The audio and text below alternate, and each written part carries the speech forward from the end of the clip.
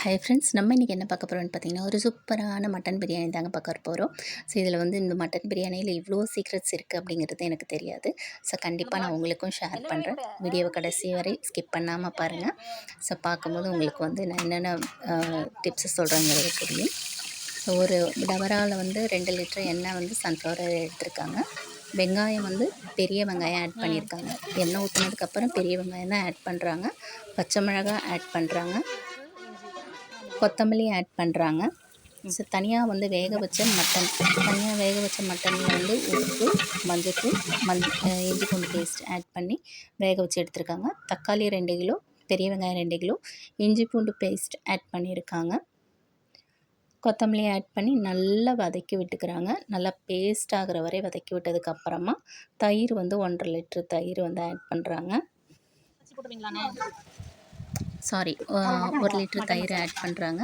இதில் வந்து மஞ்சத்தூள் ஆட் பண்ணதுக்கப்புறமா மிளகாத்தூள் ஒரு 50 கிராம் மிளகாத்தூள், மட்டன் மசாலா இதுதான் ஃபர்ஸ்ட்டு சீக்ரெட். மட்டன் மசாலா வந்து 2 பாக்கெட் ஆட் பண்ணுறாங்க. 100 கிராம் பாக்கெட். தனியா வந்து 2 பாக்கெட் ஆட் பண்ணுறாங்க. ஸோ நெக்ஸ்ட்டு டிப்ஸ் பார்த்திங்க அப்படின்னா, இதுக்கு வந்து ஒரு பாக்கெட் வந்து சிக்கன் மசாலா ஆட் பண்ணாங்க.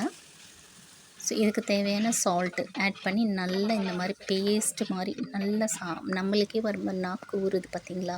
ஸோ பேஸ்ட் மாதிரி வந்ததுக்கப்புறம் வேக வச்ச மட்டனை இதை ஆட் பண்ணிக்கிறாங்க. ஆட் பண்ணிவிட்டு நல்லா வதக்கி விட்டுறாங்க. வதக்கினதுக்கப்புறம் இதுக்கு வந்து தண்ணி, இதில் வந்து 2 பக்கெட் வந்து அரிசி போடுறாங்க. அந்த சாம்பார் வாளி இருக்கு இல்லையா, ஸோ அந்த சாம்பார் வாளியில் துளசி அரிசி தான் ஆட் பண்ணியிருக்காங்க. துளசி அரிசியில் வந்து 2 பக்கெட் வந்து துளசி அரிசி, 4 பக்கெட் தண்ணி. ஸோ அரிசி போட்டதுக்கப்புறம் ஒரு நல்ல ஃபுல் ஃப்ளேமில் வச்சு அடுப்பை வந்து நெருப்பு தான் வச்சுருக்காங்க. ஃபுல் ஃப்ளேமில் வந்து ஒரு 10 மினிட்ஸ் நல்லா வேக விட்டாங்க. தண்ணி ஃபில்டர் ஆகிடுச்சு. இப்போ வந்து தம்மு போட போகிறாங்க. ஸோ இந்த தம்மு போடுறதுக்கான பதம் தான் கரெக்டான பதம் வரணும் அப்படின்னு சொல்லி சொன்னாங்க. 2வது பார்த்திங்கன்னா சூப்பராக இருந்துச்சு. அவங்க செய்யும் போதே அவ்வளோ டெம்டிங்காக இருந்துச்சு பிரியாணியோட வாசம். ஸோ நல்லா பாருங்கள் ஃபில்ட்ரு பண்ணிட்டாங்க. இதுக்கு மேலே தான் நெய் ஆட் பண்ணாங்க. இதோட சீக்ரெட் பார்த்திங்கன்னா, கொத்தமல்லி ஆட் பண்ணதுக்கப்புறம் இதுக்கு நான் மட்டன் மசாலா இதெல்லாம் போட்டாங்க இல்லையா, ஸோ அதில் வந்து நம்ம பட்டை கிராம்பு வந்து ஃபஸ்ட்டு எண்ணெய் காஞ்சதுமே போடுவோம் இல்லையா. ஸோ அப்போ வந்து பட்டை கிராம்பு போடலை.